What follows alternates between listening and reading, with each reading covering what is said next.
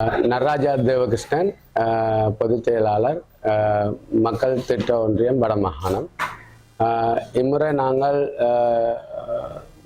அடக்குமுறைக்கும் சுரண்டலுக்கும் எதிராக வளமையாக மே தினத்தை நாங்கள் நினைவு கூர்ந்து வந்திருக்கிறோம்.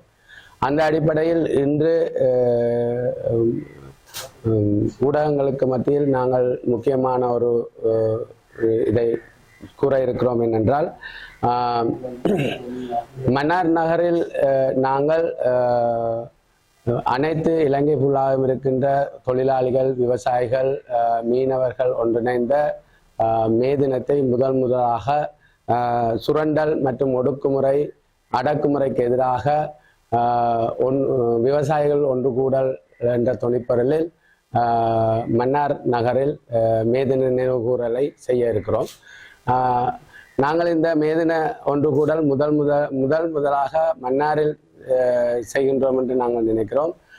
ஆனால் ஏன் நாங்கள் இதுவரையும் உள்ள இந்த மே தினத்தை மன்னார் நகரில் நாங்கள் ஒன்றிணைந்து செய்வதற்கான காரணம், மன்னார் முற்று முழுதாக ஒரு சுரண்டலுக்கும், இங்குள்ள மீனவர்களுடைய வாழ்வாதாரத்தையும் இங்குள்ள காணிகள் வளங்களையும் சுரண்டுவதில் முதன்மையான ஒரு பிரதேசமாக இலங்கையில் மாறியிருக்கிறது. அதுவும் இந்திய இலங்கை ஒப்பந்தம், அமெரிக்கா இலங்கை ஒப்பந்தங்கள் வருகின்ற காலங்களில் இங்குள்ள வளங்கள், அதானிக்கு வழங்கப்பட்ட காற்றாலை மின் இது மூலமாக மீனவர்களுடைய ஒட்டுமொத்தமான வருமானங்கள், அவர்களுடைய இடங்கள் என்று அளிக்கப்படுகின்றது. அது மட்டுமில்லாமல் திட்டமிட்டு இந்திய ட்ரோலர்களுடைய அத்துமீறல்கள் மூலம் இங்கு பாரிய நெருக்கடியை இங்குள்ள மீனவர்கள் சந்திக்கிறார்கள்.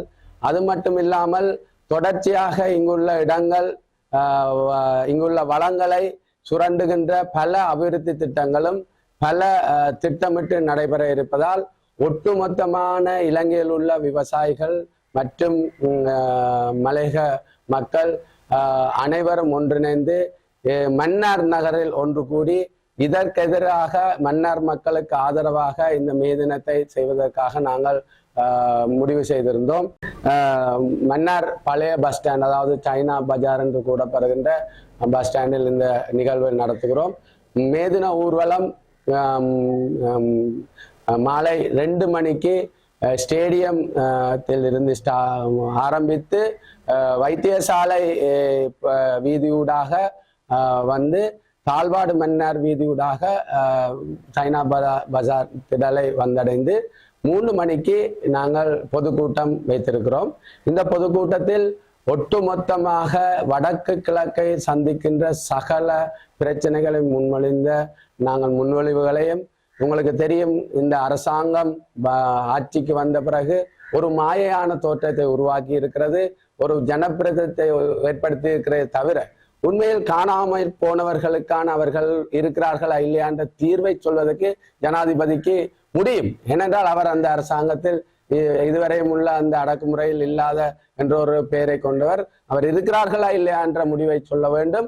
அதே நேரத்தில் தொல்பொருளியல் திணைக்களங்கள் தொடர்ச்சியாக அத்துமீறி அடாவடித்தனங்கள் செய்து இங்கு பல காணிகளை கைப்பற்றுகிறார்கள். உங்களுக்கு தெரியும், குச்சவெளி அதுக்கு உதாரணம். கிட்டத்தட்ட 3525 ஏக்கர்களை 26 விகாரை கட்டுவதற்கு இந்த இடங்கள் அங்கு கைகள் கட்டப்படுகின்றன. அதுபோன்று வனஜீவி திணைக்களம், வன பாதுகாப்பு திணைக்களங்கள், இங்குள்ள பல இடங்களில் எல்லைகள் போடப்பட்டிருக்கின்றன. ஆனால் அபிவிருத்தி திட்டங்களுக்கு உடனே திறந்து விடுகிறார். ஆகவே இது திட்டமிட்டு தொடர்ச்சியாக நடைபெறுகிறது. கடந்த 75 வருடங்களும் பௌத்த சிங்கள இனவாத அரசுகள் எப்படி எங்களுடைய வடக்கு கிழக்கை சுரண்டினார்களோ அதே போன்ற ஒரு நிலவரங்களை தொடர்ந்து இந்த அரசாங்கம் செய்து வருகிறது. நாங்கள் இவர்களுடைய மாயை சிக்காமல் இந்த ஒட்டுமொத்தமாக நாங்கள் இன்ன மத பிரதேசவாதம் இல்லாமல் நாங்கள் இந்த விவசாயிகள் ஒன்று கூடல் இந்த மன்னார் வடகிழக்கு மக்களுக்காக அவர்கள் எங்களோட எதிராக சகல, அதாவது வடமாகாணத்தோடு கிழக்கு மாகாணம், தென் மாகாணம், வடமத்திய மாகாணம், வடமேல் மாகாணம், மலையகம், சப்ரகமுக, ஊவா, சகல 8 மாகாணங்களில் எங்களுடைய உள்ள விவசாயிகள் அங்குள்ள மக்கள் திட்ட ஒன்றிய உறுப்பினர்கள் இந்த மே தினத்தில் கலந்து கொள்கிறார்கள். 1000 பேருக்கு மேல் மன்னாரில் நாங்கள் அணிதிரண்டு இந்த அடக்குமுறைக்கு எதிராகவும் இந்த சுரண்டல் மற்றும் இதுக்கு எதிராகவும் நாங்கள் இந்த மே தினத்தை நினைவு கூறுவோம். මගේ නම අරවින්ද ඉන්ද්‍රජිත්.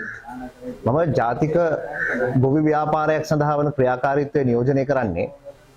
අපි මේ ජාතික ගොවි ව්‍යාපාරයක් සඳහා වන ක්‍රියාකාරීත්වය මේ සැරේ ගොවීන්ගේ මැයි දිනයට සහයෝගය දක්වනවා.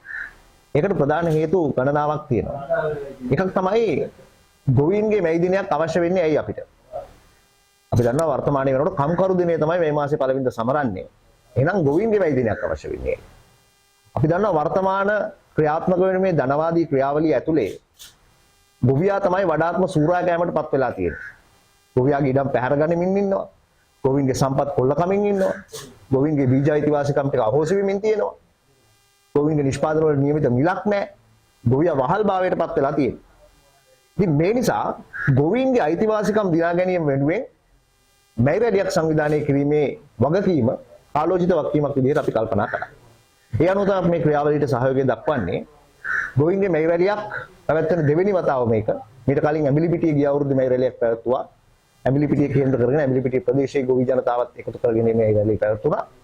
දැන් මන්නාරම මේකට තෝරගන්න ප්‍රධාන හේතුව තමයි මන්නාරම නගරයේ මේ වෙනකොට මන්නාරම ප්‍රදේශය අපි දන්නවා මේ වෙනකොට විශාල වශයෙන්ම තර්ජන ගණනාවකට මුහුණ දීලා තියෙනවා. එක පැත්තකින් පාරිසරික සම්පත් කොල්ල කමින් තියෙනවා මන්නාරම ප්‍රදේශයේ. අනිත් පැත්තෙන් ගොවීන්ගේ ඉඩම් පැහැර ගනිමින් තිබෙනවා. අනිත් පැත්තෙන් ආහාර නිෂ්පාදන ක්‍රියාවලියේ යෙදෙන්නන්ට විවිධ තර්ජන ගොවීන් දීවරයෙන් ඇතුළු ආහාර නිෂ්පාදන ක්‍රියාවලියේ යෙදෙන්නන්ට විවිධ තර්ජන රැසක් එල්ල වෙමින් තිබෙනවා. දීවර ගැටලුව ඉති විශාලයි මන්නාරමේ. දිවයින පුරා ඉන්න ජනතා සැලසුම් සංසද සියල්ලම එකතු වෙලා මන්නාරමට ඇවිල්ලා මැයි මාසේ 1 වෙනිදා හවස 2ට මන්නාරම පැරණි බස් නැවතුම්පොළ භූමියේ මැයි රැලියක් පවත්වන්න තමයි සූදානම් කරලා තියෙන්නේ. මේ මන්නාරමේ ජනතාවත් එක්ක එකතු වෙලා උන්ගේ හඬ ලෝකයට අරන් යන්න, රටට අරන් යන්න, ගැටලු රට හමුවට අරන් යන්න තමයි මේ මැයි රැලිය සංවිධානය වෙන්නේ. ඒ නිසා අපි ආරාධනය කරනවා මේ රටේ ආහාර නිෂ්පාදන ක්‍රියාවලියට දායක වෙලා ඉන්න අයිතිවාසිකම් වෙනුවෙන් පෙනී ඉන්න සූදානම් සියලුම දෙනාට මැයි රැලියට සම්බන්ධ වෙන්න මන්නාරම නගරයට එන්න. මන්නාරම පැරණි බස් නැවතුම්පොළ භූමිය තමයි මැයි මාසේ 1 වෙනිදා හවස 2ට මේ ඓතිහාසික මැයි රැලිය පැවැත්වෙන්නේ. මේ මැයි රැලිය එක පැත්තකින් තවත් විශේෂත්වයක් තියෙනවා. මම දන්න විදිහට මැයි රැලියක් මන්නාරමේ පවත්වන පළවෙනි අවස්ථාව. මැයි රැලිය කොළඹට කේන්ද්‍ර වෙනවා, තවත් ප්‍රධාන නගරවලට කේන්ද්‍ර වෙනවා. මැයි රැලියක් මන්නාරමේ තියෙන ප්‍රථම අවස්ථාව. විශේෂයෙන්ම මේ ආන්තික ජන ප්‍රජාවගේ අයිතීන් ඔවුන්ගේ අයිතිවාසිකම් ආරක්ෂා කර දීම වෙනුවෙන් තමයි මේ මැයි රැලිය පැවැත්වෙන. මේ මැයි රැලියට අපි ජාතික ගොවි ව්‍යාපාරයක් සඳහා වන ක්‍රියාකාරීත්වයේ විදිහට සහයෝගය දක්වන්නේ.